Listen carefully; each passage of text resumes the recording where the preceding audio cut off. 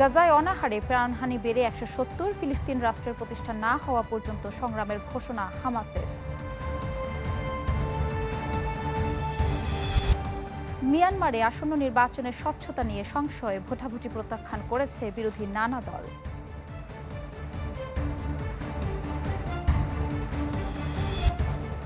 স্বাধীন ও সার্বভৌম ফিলিস্তিন রাষ্ট্র প্রতিষ্ঠা না হওয়া পর্যন্ত প্রতিরোধ চালিয়ে যাওয়ার ঘোষণা দিয়েছে হামাস।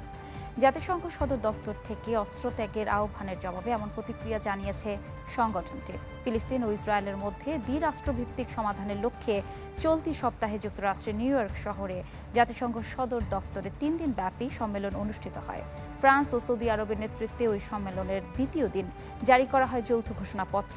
17 দেশের স্বাক্ষর করা ঘোষণাপত্রে হামাসকে অস্ত্র পরিত্যাগের আহ্বান জানানো হয়। এদিকে গাজায় ত্রাণ নিতে আসা মানুষের ওপর চলছে ইসরায়েলি বর্বরতা। খাবার নিতে এসে জায়নবাদীদের গুলিতে প্রাণ গেছে আরও বেশ কয়েকজনের।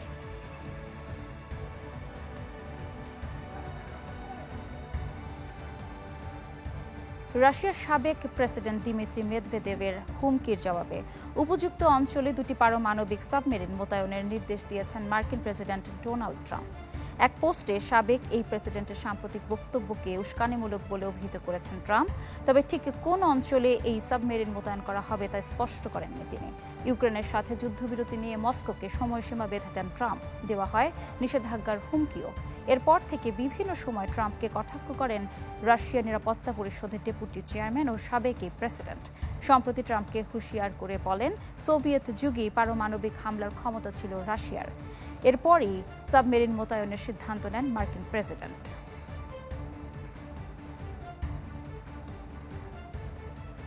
জাতিসংঘের প্রকাশিত প্রতিবেদন আর ব্যাপকভাবে পড়ছে না মানুষ। সংস্থাটির একটি প্রতিবেদনে উঠে এসেছে এমন তথ্য। জাতিসংঘের 80 বছর পূর্তি উপলক্ষে একটি প্রতিবেদনে উপস্থাপন করে এমন কথা জানিয়েছে সংস্থাটির মহাসচিব অ্যান্টনিও গুতেরেস। গাজায় ইসরায়েলি আগ্রাসন থামাতে কার্যকর পদক্ষেপ নিতে জাতিসংঘের ব্যর্থতা নিয়ে যখন বিশ্বের নানা সমালোচনা চলছে, এমন সময় প্রতিবেদনটি প্রকাশ করলেন তিনি। গুতেরেস বলেন, গত বছর 240টি সংগঠন 27,000 বৈঠকের সাথে যুক্ত ছিল। তৈরি করা হয়েছে 1000-এর বেশি রিপোর্ট। তবে এসব রিপোর্টের অনেকগুলোই ব্যাপকভাবে পড়া হয়নি। জাতিসংঘকে আরও ভালোভাবে পরিচালনার জন্য একাধিক পরামর্শ প্রস্তাব করেছেন গুতেরেস। সেই সাথে তুলনামূলক কম সভা ও কম প্রতিবেদন তৈরির মাধ্যমে সংস্থাটির ম্যান্ডেট পূরণের তাগিদও দেন তিনি।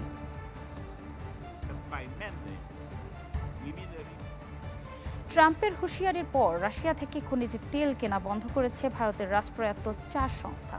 এমন তথ্য জানিয়েছে সংবাদ মাধ্যম রয়টার্স। দিল্লির এমন সিদ্ধান্তকে ভালো পদক্ষেপ বলছেন মার্কিন প্রেসিডেন্ট। তবে তৃতীয় কোনো পক্ষের প্রভাব নয়, নিজেদের নীতিতেই এগিয়ে যাওয়ার কথা জানিয়েছে ভারত। কূটনৈতিক মহলে বড় দুই পরাশক্তির তোপে পড়েছে দিল্লি। রাশিয়া না যুক্তরাষ্ট্র, কোন দিকে ভিড়বে ভারত, সেটি এখন বড় চ্যালেঞ্জ দেশটির জন্য। দিল্লি মস্কোর বাণিজ্য সম্পর্ক নিয়ে এরই মধ্যে ভারতের ওপর চটেছেন ডোনাল্ড ট্রাম্প। শাস্তিমূলক পদক্ষেপের হুঁশিয়ারিও এসেছে হোয়াইট হাউস থেকে। রাশিয়া থেকে জ্বালানি এবং সামরিক সরঞ্জাম আমদানির কারণে ভারতের ওপর 25% আমদানি শুল্ক চাপিয়েছে যুক্তরাষ্ট্র। বন্ধুরাষ্ট্র বলে মুখে ফেনা তুললেও অতিরিক্ত জরিমানার হুমকি দিয়েছেন ট্রাম্প। এছাড়া ভারত ও রাশিয়ার সম্পর্ক নিয়েও বেশ কিছু বিরূপ মন্তব্য করেছেন তিনি। দুই দেশের অর্থনীতিকে তিনি মৃত অর্থনীতি বলেও অভিহিত করেছেন। সংবাদ মাধ্যম রয়টার্স বলছে, ট্রাম্পের কঠোর হুঁশিয়ারির পর ভারতের রাষ্ট্রায়ত্ত 4টি সংস্থা রাশিয়া থেকে আপাতত খনিজ তেল কেনা বন্ধ রেখেছে। তবে প্রতিবেদনের সত্যতা এখনও নিশ্চিত হওয়া যায়নি। বিষয়টি নিয়ে কথা বলেছেন মার্কিন প্রেসিডেন্টও। আমি বুঝতে পারছি যে ভারত আর রাশিয়া থেকে তেল কিনবে না। আমি এটাই শুনেছি, সত্য কিনা জানি না। যদি এটি সত্যি হয় তাহলে এটি একটি ভালো পদক্ষেপ। দেখা যাক কি হয়। তবে রাশিয়া থেকে তেল কেনা নিয়ে মার্কিন প্রেসিডেন্টের অভিযোগ উড়িয়ে দিয়েছে ভারত। শুক্রবার প্রেস ব্রিফিংয়ে দেশটির পররাষ্ট্র মন্ত্রণালয়ের মুখপাত্র রণধীর জয়সওয়াল জানান, বিভিন্ন দেশের সঙ্গে দ্বিপাক্ষিক সম্পর্ক নিজ নিজ যোগ্যতার ভিত্তিতেই চলমান থাকবে। তৃতীয় কোনো দেশের দৃষ্টিকোণ থেকে তা দেখার উপায় নেই বলে জানান জয়সওয়াল। যুক্তরাষ্ট্রের সাথেও নিজেদের এজেন্ডা নিয়ে এগিয়ে যাবে দিল্লি। देखिए, भारत और अमेरिका के बीच में कॉम्प्रिहेंसिव ग्लोबल स्ट्रेटेजिक पार्टनरशिप है। ওয়ালিউল্লাহ ফারুক, চ্যানেল 24। हमारे ডিসেম্বর কিংবা জানুয়ারিতে নির্বাচনের লক্ষ্য নিয়ে প্রস্তুতি নিতে শুরু করেছে মিয়ানমারের জান্তা সরকার। তবে অন্তর্বর্তী সরকারের হাতে ক্ষমতা হস্তান্তর করলেও ভারপ্রাপ্ত প্রেসিডেন্ট হিসেবে ঠিকই দায়িত্বে থাকছেন মিং অং হ্লাইং। এছাড়া দেশটির ক্ষমতার শীর্ষ পর্যায়ে হচ্ছে না রদবদল, ফলে গণতান্ত্রিক নিয়ম কতটা মানা হবে এবং সুষ্ঠু ও স্বচ্ছ নির্বাচনের প্রত্যাশা পূরণ হবে কিনা তা নিয়ে সংশয় প্রকাশ করছেন বিশেষজ্ঞরা। জান্তা সরকারের 4 বছরের সামরিক শাসন, দীর্ঘ দমন পীড়নের পর যখন এলো নির্বাচনের ঘোষণা, তখনও খুশি নয় বিরোধীরা। আপত্তি তুলছে মানবাধিকার সংস্থাগুলো। কারণ ভারপ্রাপ্ত রাষ্ট্রপতির দায়িত্বে থেকেই নির্বাচনের আয়োজন কতটা স্বচ্ছ হবে তা নিয়ে উঠেছে প্রশ্ন। অ্যামনেস্টি ইন্টারন্যাশনালের প্রতিবেদন বলছে, অভ্যুত্থানের পর থেকে মিয়ানমারের সেনাবাহিনী 6,000-এর বেশি মানুষকে হত্যা করেছে। বিচার ছাড়া আটক করা হয়েছে 20,000-এর বেশি মানুষকে। অভ্যন্তরীণ বাস্তুচ্যুতের সংখ্যা 35 লাখের বেশি। দেশটির আইন শৃঙ্খলা ও মানবাধিকারের টালমাটাল পরিস্থিতিতে নির্বাচন অনুষ্ঠিত হলে তা কতটুকু গ্রহণযোগ্যতা পাবে এ নিয়ে আশঙ্কায় আন্তর্জাতিক নানা মহল। আসন্ন নির্বাচনকে প্রহসন বলছে পশ্চিমা দেশগুলো। অনেকেই একে দেখছেন জেনারেলদের ক্ষমতা পাকাপোক্ত করার কৌশল হিসেবে। এরই মধ্যে ডিসেম্বরের নির্বাচন প্রত্যাখ্যান করেছে বিরোধী দলগুলো। তাদের দাবি, সেনাপ্রধানের ছত্রছায়ায় থাকা অন্তর্বর্তী সরকারের প্রাধান্য পাবে সামরিক বাহিনীর অনুগত প্রার্থীরা। ফলে নির্বাচনে দাঁড়াতে অনেকেই দেখাচ্ছেন অনাগ্রহ। মিয়ানমার বিষয়ক স্বাধীন বিশ্লেষক ডেভিড ম্যাথিসনের মতে, ক্ষমতা হস্তান্তর বাহ্যিক রূপান্তর মাত্র। এতে দেশটির অভ্যন্তরে কোনো পরিবর্তন হয়নি। এছাড়া বিদ্রোহী গোষ্ঠীদের সাথে তীব্র লড়াইয়ের প্রভাবও প্রকট মিয়ানমারে। গত বছর ভোটার তালিকা তৈরির জন্য একটি জনশুমারি করে জান্তা সরকার। এতে 330টি টাউনশিপের মধ্যে 145টির তালিকা শেষ করা গেছে। এতে দেশের বহু অঞ্চলে জান্তা সরকারের নিয়ন্ত্রণ না থাকার বিষয়টি স্পষ্ট। এদিকে নির্বাচনের প্রস্তুতি হিসেবে 63টি টাউনশিপে আইন শৃঙ্খলা ও স্থিতিশীলতা নিশ্চিতে সামরিক শাসন জারি করেছে জান্তা সরকার। কাচিন, কারেন, রাখাইন, শান ও চীন রাজ্য এবং সাগাইং, মান্দালয় ও মাগাওয়ের বিস্তৃত অঞ্চল জুড়ে বহাল থাকবে 3 মাসের মার্শাল ল। বর্তমানে 63টি টাউনশিপের মধ্যে 46টি আছে বিদ্রোহী গোষ্ঠীর নিয়ন্ত্রণে। বাকি 16টি টাউনশিপের শুধু শহরাঞ্চল জান্তা বাহিনীর নিয়ন্ত্রণে। কিছু এলাকার দখল নিতে এখনও চলছে সংঘর্ষ। দেশটির ইউনিয়ন নির্বাচন কমিশনের তথ্য মতে 267টি টাউনশিপে নির্বাচন করার পরিকল্পনা রয়েছে জান্তা সরকারের। বিশ্লেষকদের মতে, আগামী কয়েক মাসের মধ্যে হাতছাড়া হওয়া অঞ্চলগুলো নিয়ন্ত্রণ নিতে না পারলে ওইসব এলাকায় নির্বাচন করা সম্ভব হবে না জান্তার। রাখি জেসমিন, চ্যানেল 24। কৃত্রিম বুদ্ধিমত্তায় অবস্থান শক্তিশালী করতে বেশ কয়েক বছর ধরেই চেষ্টা চালিয়ে যাচ্ছে চীন। আর তাই অর্থনৈতিক পরিকল্পনায় বড় অঙ্কের বরাদ্দ রাখছে দেশটির প্রশাসন। সম্প্রতি যুক্তরাষ্ট্রের টিকটক নিষেধাজ্ঞা আর এরপরই চীনের ডিপসিকের পদযাত্রা বেশ ভালোভাবেই টেক্কা দিয়েছে প্রযুক্তির বাজারে। তথ্য বলছে, চীনের জেনারেটিভ এআইতে বেসরকারি বিনিয়োগ ছাড়িয়েছে $3,000 বিলিয়ন ঘর। কৃত্রিম বুদ্ধিমত্তা ঘিরে 2024 সালে চীনের বিনিয়োগ $521 বিলিয়ন, যার মাধ্যমে ওপেন এআই, গুগলের মতো মার্কিন টেক প্রতিষ্ঠানগুলোকে সমানতালে টেক্কা দিচ্ছে দেশটি। 2017 সালে এআই এর উন্নয়নে উচ্চাভিলাষী পরিকল্পনা হাতে নেয় চীন। $600 বিলিয়ন বিনিয়োগের প্রত্যাশার অংশ হিসেবে গেল 5 বছরের অর্থনৈতিক পরিকল্পনায় অগ্রাধিকার পায় এ খাত। কিন্তু 2022 সালে চ্যাটজিপিটি চালু হওয়ায় প্রায় $2 ট্রিলিয়ন ক্ষতির সম্মুখীন হয় প্রযুক্তি প্রতিষ্ঠানগুলো। বিশ্বের প্রভাবশালী কৃত্রিম বুদ্ধিমত্তা গবেষণা প্রতিষ্ঠান যুক্তরাষ্ট্রের দখলে থাকলেও পিছিয়ে নেই চীন। গেল বছরের নভেম্বরে আলিবাবা ও এআই ডেভেলপার ডিপসিক ওপেন এআইয়ের চ্যাটজিপিটিকে টেক্কা দিতে বাজারে আসে। জানুয়ারিতে চীনা গেমিং জায়ান্ট টেনসেন্ট হুং ইউয়ান লার্ট চালু করে, যা যুক্তরাষ্ট্রের তৈরি করা সব ওপেন সোর্স মডেলগুলিকে ছাড়িয়ে গেছে।